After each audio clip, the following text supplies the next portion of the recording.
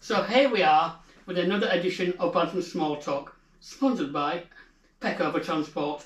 We give you results, not excuses. Now today, I'm delighted to be joined by the one and fantastic former Bradford City Striker, Lee Mills. First of all, Lee, how are you doing? And have you taken you've not been blown away in the wind yet? Not today, no. Yeah, no, I'm very well, thank you very much. Yeah, first of all, can I ask you, who did you play for as a child? What did I play for as a child? Yeah, please. Wow, so I started off, I'm from the Barnsley area. Grew up in a little village called Darfield, which is near Barnsley. But I played for the school team, then I went to a team called Wilthorpe Juniors, which is another area of Barnsley.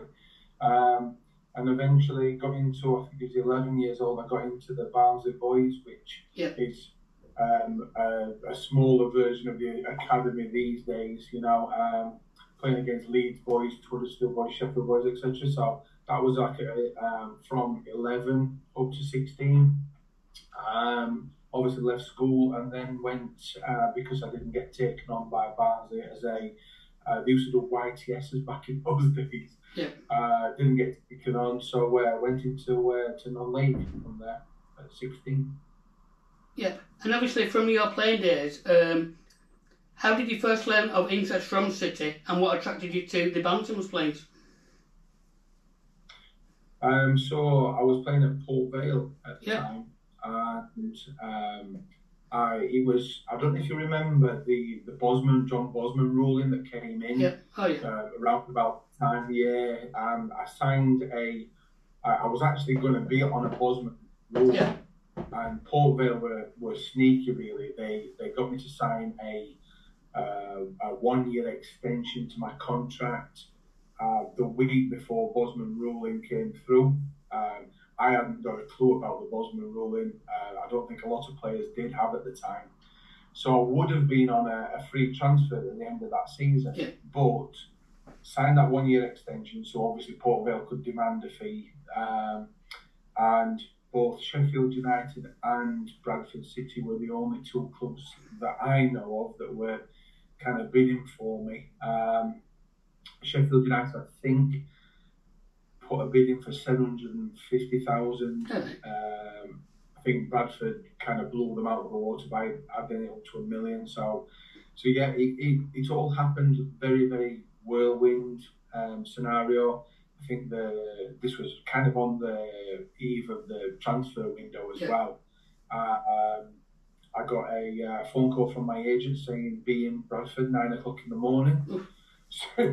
So kind of from the Midlands, set off at like 6 o'clock in the morning to be up there for 9 to talk to meet my agent and discuss term. And I think by 12 noon the deal had been done. So it was, but I don't know how they go on these days, but it's all whirlwind kind of stuff, you know. You kind of get told the night before, and you've got literally a couple of hours to make decisions and what have you. But yeah, I was more than happy to go to Bradford. Oh yeah, you were fantastic, buddy. Can I ask you, apart from promotion and your equalising goal against Wolves, can I ask you, what else was your most favourite moment apart from that promotion? Is there anything else that stands out in your mind? To do with Bradford? Bradford or any time, completely up to you. Any club. I think the one thing that you've got to bear in mind that I played non-league football. I scored a hat-trick on a trial at Walsall, believe it or not. And Kenny Hibbett was the Walsall manager at the time, and I think he thought it was a bit of a done deal that I was going to sign for Walsall. As it turned out, Wolves had got a scout in the stand. They offered me more money, so in order to make a move from kind of Yorkshire down to the Midlands, financially it had to make sense. So I went for the better offer. Once you get into pro football, it was a completely different kind of atmosphere. I've never known anything like it. The intense training, everything, then what have you. So the one thing that actually kind of I remember more than anything scoring on my debut for Wolves against Birmingham City at St Andrews, and that's a special moment. Going from, as I say, going from non-league to pro football to score an actual goal as a professional meant so much to me. Yeah, that's brilliant. Can I ask you, who was your idol when you were growing up, perhaps as a child? You know, who inspired you into football? Well, for some strange reason, I was a Tottenham fan. Yeah, right. So growing up in Yorkshire, but supporting a London club. I think it was because at the time, I don't know if you remember, 1978 Argentina won the World Cup, and Tottenham on the back of that signed Osvaldo Ardiles and Ricky Villa. Throw into the mix Glenn Hoddle, and those were my idols growing up, and I supported them. I thought we played some great football. You know, Glenn Hoddle was a brilliant player. So yeah, Glenn Hoddle was my first kind of idol, definitely. Yeah, well, I was born in 1978, so I probably won't remember that. But can I ask you, if you could play now with any former or current Bradford City player, who would that be? And why? Current Bradford City player. Current or former? I think that's an easy one for me. Robbie Blake. Oh, brilliant! Yeah, absolutely. Yeah. You know, I think you know when the whole of my career, you know, kind of 15, 16 years of playing pro football, I don't think I ever clicked with anybody like I clicked with Robbie. It was almost the talk about telepathy, you know, reading each other's minds and what have you. And we seemed to have that connection where no matter what I did, Robbie knew what I was going to do, and vice versa, and it just worked so well. So, yeah, I'd like to have played with Robbie all day long. I liked you both. You were both brilliant. So, obviously, can you tell us your most memorable goal? I think I know which one you're going to say, but in your eyes, which was your memorable goal? Obviously the one in the final game against Wolves. Yeah. Actually going back to my original pro club, going back to Wolves, playing for Molineux. You know, sometimes you just think these things are already written. You know, for me to go back to that club, that pitch where it all started, and to score and beat them and win promotion, just. You couldn't write it any better than that. I mean, it's amazing when I actually look back at that goal. I think I was only about 8 yards out when I actually scored the goal. I thought I was about 15, 20. I could have sworn it was outside the box, but yeah, the more I look at it, it seems to be the closer I get to the goal, I can't miss it. But yeah, very, very, very special goal for me. Yeah, and I still remember you won against Wolves as clear as the day. So, like I said to Paul, I was in the pub and I had to keep walking out. Can I ask you, what are you doing with yourself these days? Obviously, he's still doing a bit of work, or are you just playing golf and stuff like that? No, I've never really been a golfer. I've tried, but failed miserably. You know, I think I'm one of those. I'm a better player at golf in my head. No, I'm actually I still do coaching. So I've actually come back. Wolves. I live in the Midlands, so I've come back to Wolves. So I joined them just 12 months ago now. Yep. Doing some football coaching in the. We've got a football and education program. They've got some like 16 to 19-year-old kids. They study at BTEC in sport. Yep. So they do like classroom, but I'm the football coach. So I'm on the grass most days. Like I say today, a bit wet and windy today. But I love being out on the grass and being around footballers. Yeah, can I ask you, how did it compare between playing for Bradford City as opposed to all the other clubs you played for? Without kind of going into massive detail, it's strange. It's strange. I don't know how other players kind of view their careers, but Bradford City that season, the way I can describe it is I felt at home. Yeah. If that makes sense. you know, I look at other clubs and you go, Wolves, I was always like kind of on the in the background behind Bull and Steve Bull and Andy Much. Went to Derby, weren't there for too long, but still scored goals. And then when I come to Bradford, everything clicked. It's the weirdest thing in football is to get a group of you know, different ages, different experiences, different backgrounds from all over the country. You know, we've got players from all over the place to actually combine and produce what we did. Is sometimes I think it's nothing short of miraculous, you know. But I never felt at home at any other club, which is it's a strange thing to try and explain. But yeah, I felt like I belonged. Brilliant. You've actually already touched on this, but how much really did you enjoy your partnership with Robbie Blake? And obviously, I take it you're still good mates. You still see him now and again. I've kind of just looked up on Twitter with him just lately, actually, because I've never been massive on social media, if I'm honest with you. But you know, I've kind of taken to Twitter just this last few months, and Robbie's on there, and we've you know, we've kind of had a few chats about, you know, just about how things are, where he is, and what have you. So. But yeah, I mean, Robbie, it was kind of weird with Robbie, because I think Paul Jewell could probably tell you differently, but my understanding was that he obviously bought myself, I think it was a record signing for about 15 minutes, because literally I walked out the door of the chairman's office and he walked Isaiah Rankin for more, they're paying more money for him. And I think Paul's idea was, obviously, myself as a big target striker, Isaiah Rankin with his pace, because he was a little quick lad, to be honest with you. And I think that the idea was there.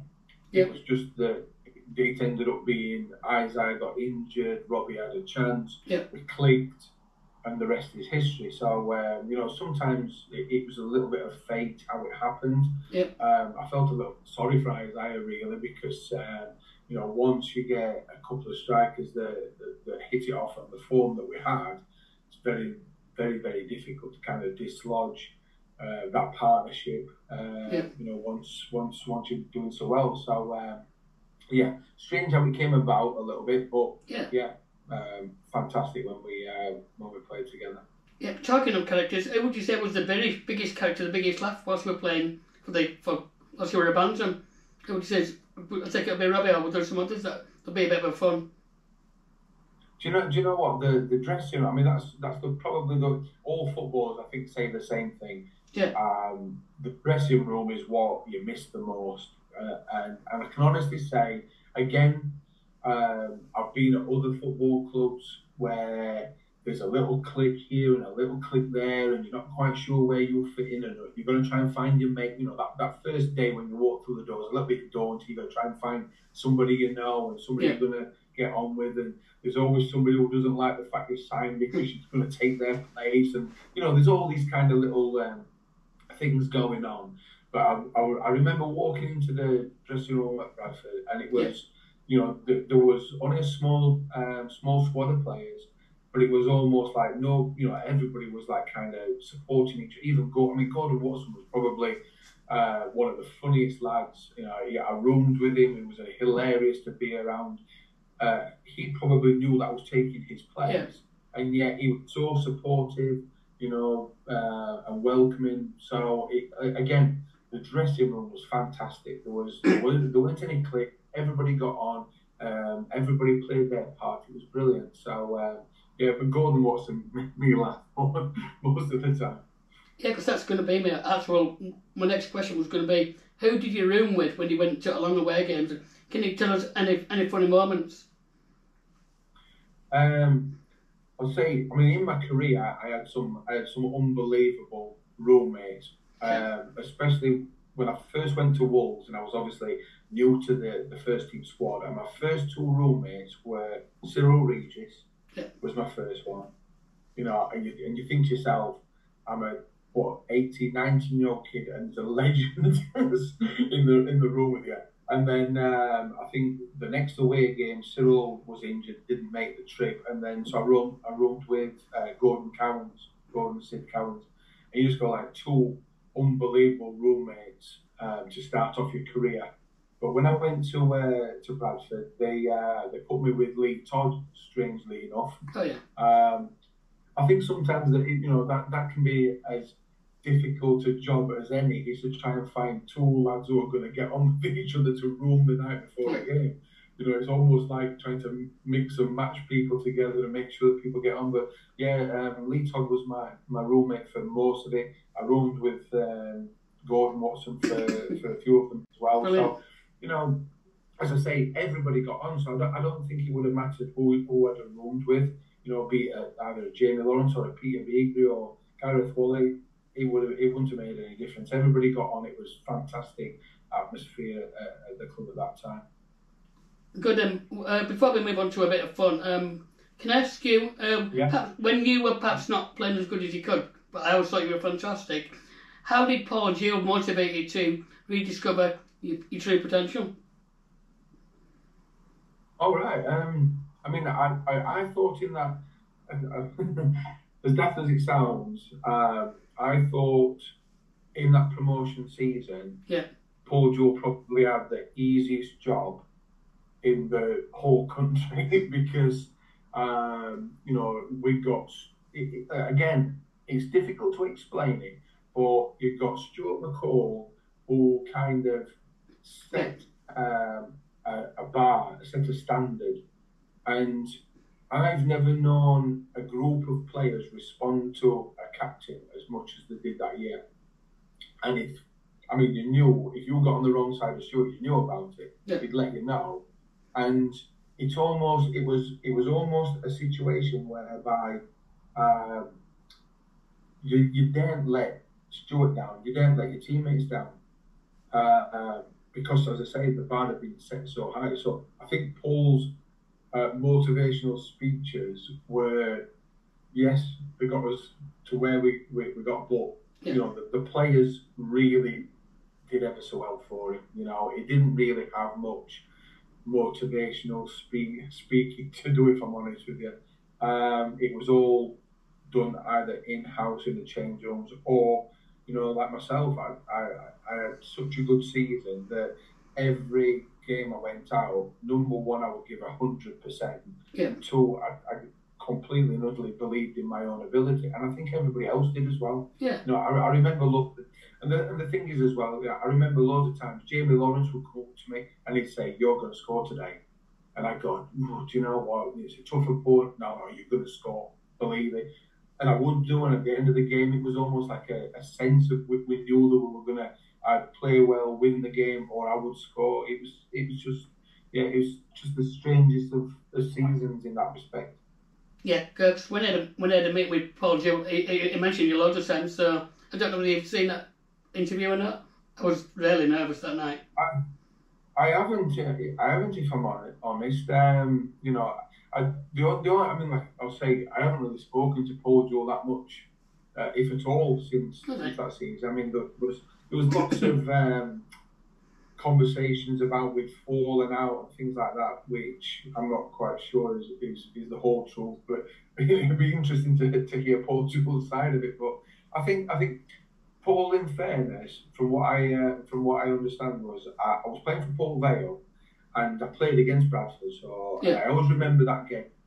I remember that game because my Port Vale teammates were kind of ribbing me about the fact I was playing against Darren Moore, and I think I had quite a good game against Darren. Darren's big lad, marking me all the game, and I think that performance against Darren kind of fed back through the club. Yeah. So I think he almost got recommended me by players who were already there, if that makes sense. Yeah. So I don't think he particularly did a scouting job on me. He'd just been told by other players, "No, you need to go and get Lee because he's a good player." And I thought, actually, having that kind of situation where players are recommending you, you know, your own kind of peers, you know, professional players who think you're that good that they should go wide or whatever, is, you know, is a fantastic feeling, if I'm honest. Yeah, that's brilliant. So we'll go on to the quick answer round now, like they used to do on Soccer AM. You've got the same questions as I always ask people. So, first of all, obviously, what's your full name? Rowan Lee Mills. Have you got a nickname? I used to be called, they used to call me Tigger at one point, simply because I was quite a bouncy character. Yep. Maybe not so much anymore, I'm getting a bit too old for that. Yeah, go on then, if you don't mind me. How old are you now then, Willie? 53. Yep. Obviously, people are going to know this, but in case people didn't know you, just confirm what position you played in. Centre forward, the old-fashioned number 9, you know, target man, striker. Yep. Where were you originally from? So I was born in Mexborough, which is Mexborough Montague Hospital, which is in Yorkshire. Yep. But my family grew up in Barnsley. My dad was a miner in the Yorkshire mines. So. That's brilliant. If you were a footballer, what do you think you would have been? Oh, do you know what? I think I was watching Strictly Come Dancing the other day, and I would love to have my footwork like some of those guys. Do you know what? I'm not sure. I think I probably would have gone into the building trade or something daft, you know. Although I was actually learning to be an accountant when I was signed by Wolves. So I think, you know, a bit of jack of all trades, master of none. Yeah. Favourite footballing moment out of anything? Out of anything, me personally, was scoring the goal against Wolves. I think in anything, I think my favourite probably moment was watching Diego Maradona win the World Cup single-handedly for Argentina when there was a player. Yeah. Go on then, your actual best friend in football, who would it have been? Would it have been Blake or? Best friend in football, my best man at my wedding was a left back at Port Vale called Dean Stokes. Yeah, brilliant. He was my roommate at Port Vale for 3 years. We shared a lot of moments together. Yeah, the best player you played with? Best player I played with, I would have to say, obviously, probably Stuart McCall. Yeah, best player. Best player played against? Against, being a bit of I was a Tottenham fan when I was younger, but I moved on to Manchester United for totally different reasons. Having played against the class of '92, who were playing reserve matches for Man United at the time, and I was in the Wolves reserve team. So big Man United fan. I think you can pick any one of those, can't you? Ryan Giggs, David Beckham, that was some team. So pick anybody out of that team, fantastic. Yeah, Messi or Ronaldo? Messi all day long. Right, yeah, that's favourite colour. Favourite colour? Curry, as in curry. Curry? Oh, curry. I'm a chicken tikka masala person. I'm not too, but I'll have a Rogan Josh every now and then just to spice it up. Yeah, I like them hot. So your signature dish, can you cook? That I can cook. I do a special one where I do meatballs with cheese in the middle, in a tomato sauce. That's probably my go-to dish. Yeah, and your karaoke song? Anything by the Righteous Brothers. Yeah, are you gonna give us a rendition of it? You know the one that how does it go now? You never close your eyes that's about as much as you're gonna get. That was one of the things I will never be as a singer, if I'm honest. Yeah, so that's been brilliantly. So I want to obviously thank you for your time, and just before we sort of end this interview, is there anyone that you want to mention or any thank yous? anyone you want to say hello to that might be watching this interview at home? Do you know what I mean? As I've come kind of back onto Twitter, and just going through the tweets that come through, and there's a lot going on. Obviously, I was probably oblivious to it living in the Midlands, but what's going on at Bradford with the the ownership and the club at the moment, and that's probably one of the things that kind of pains me a little bit, is the state of the club at the moment in terms of the league that they're playing in, etc. I just thought, one of the best things as well in terms of my footballing career was not only playing with some fantastic players in that promotion squad, but the fans as well. I think I tweeted the other day that was it 17,500 fans against Barrow. So I think a special mention for the fans at Bradford City, that the fact that they're still getting those kind of crowds where they are is just unbelievable in my opinion. So everything to do with Bradford, the fans and the players, a hello from me. But fantastic times and great memories. Yeah, so that's another edition of Bantams SmallTalk, and we've been speaking to the one and only fantastic Lee Mills.